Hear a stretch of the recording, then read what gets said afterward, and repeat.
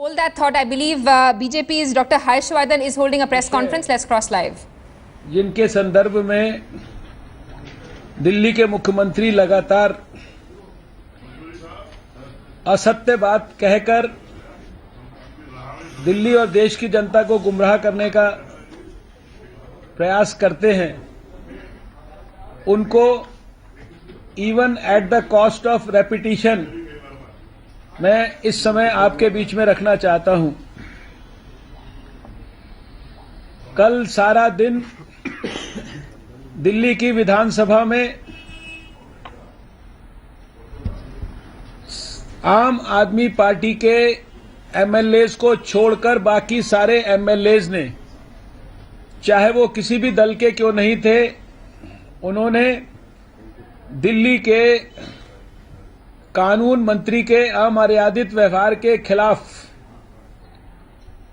Call attention motion और call attention motion के साथ साथ उनकी बर्खास्तगी और उनके अमर्यादित व्यवहार के बारे में चर्चा के संदर्भ में दिन भर एकमत होकर अपनी आवाज को जनता के हित में बुलंद किया। लेकिन शाम को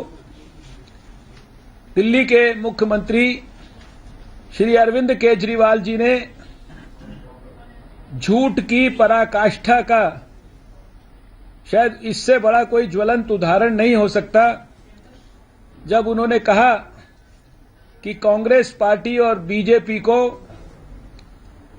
अंबानी जी ने मिलवा दिया। पहली बात तो उनके इस झूठ के स्वभाव को अब सारा देश समझ चुका है, इसलिए उनके किसी भी झूठ का उत्तर देना हम ना तो आवश्यक समझते हैं, ना ही उचित समझते हैं और ना ही उसकी कोई इमरजेंसी समझते हैं, वरना हम कल ही आपको दे देते। हमारा ये कहना है कि भारतीय जनता पार्टी को अगर कांग्रेस पार्टी ने भी कल विधानसभा में समर्थन किया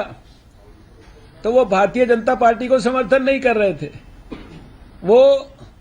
भी हमारी तरह सोमनाथ भारती के अमर्यादित आचरण की आलोचना कर रहे थे और उसकी बर्खास्तगी की मांग कर रहे थे। अंबानी साहब को